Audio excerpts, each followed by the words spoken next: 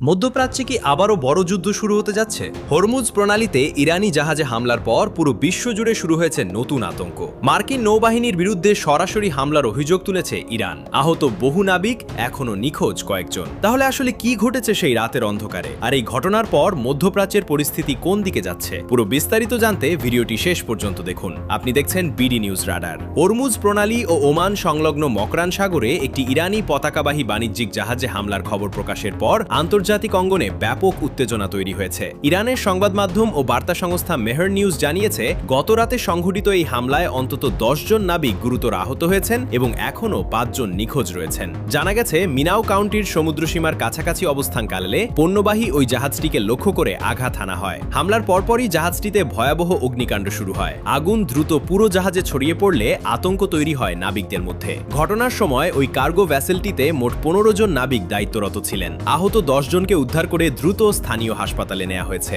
তবে নিখোঁজ 5 জন নাবিকের সন্ধানে এখনও অভিযান চালাচ্ছে স্থানীয় উদ্ধারকারী দল ও অনুসন্ধানকারী বাহিনী। সমুদ্রের প্রতিকূল পরিবেশের মধ্যেও উদ্ধার কাজ অব্যাহত রয়েছে। আপনার কি মনে হয়, এই হামলার পেছনে সত্যি মার্কিন নৌবাহিনী জড়িত, নাকি এর পেছনে রয়েছে আরও বড় কোনো সামরিক কৌশল? এদিকে এখন পর্যন্ত মার্কিন বাহিনীর পক্ষ থেকে এই হামলা নিয়ে কোনো আনুষ্ঠানিক বক্তব্য দেয়া হয়নি। কেন এই হামলা চালানো হয়েছে কিংবা ঘটনার প্রকৃত কারণ কি, সে বিষয়েও পরিষ্কার কোনো তথ্য পাওয়া যায়নি। তবে ইরানি সংবাদ মাধ্যমগুলো সরাসরি মার্কিন নৌবাহিনীকেই দায়ী করছে। অন্যদিকে শুক্রবার ইরানের আরেকটি ক্ষেপণাস্ত্র হামলার জবাব দিয়েছে সংযুক্ত আরব আমিরাত। দেশটির প্রতিরক্ষা মন্ত্রণালয় জানিয়েছে, ইরানের ছড়া 2টি ব্যালিস্টিক ক্ষেপণাস্ত্র এবং 3টি ড্রোন প্রতিহত করা হয়েছে। বিমান প্রতিরক্ষা ব্যবস্থার মাধ্যমে সেগুলো ধ্বংস করা হলেও এতে অন্তত 3 জন আহত হয়েছেন বলে জানা গেছে। এর কয়েক ঘন্টা আগেই যুক্তরাষ্ট্র দাবি করে হরমুজ প্রণালীতে ইরানি বাহিনীর সঙ্গে তাদের গোলাগুলির ঘটনা ঘটেছে। 1 মাসের নড়বড়ে যুদ্ধবিরতির পর এটিকেই সবচেয়ে বড় সামরিক উত্তেজনা হিসেবে দেখা হচ্ছে। আন্তর্জাতিক বিশ্লেষকদের মতে,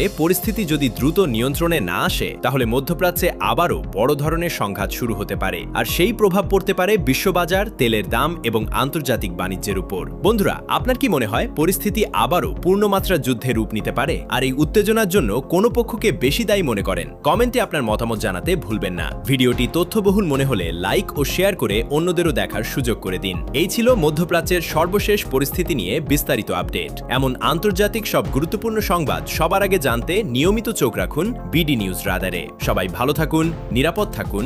আল্লাহ হাফেজ।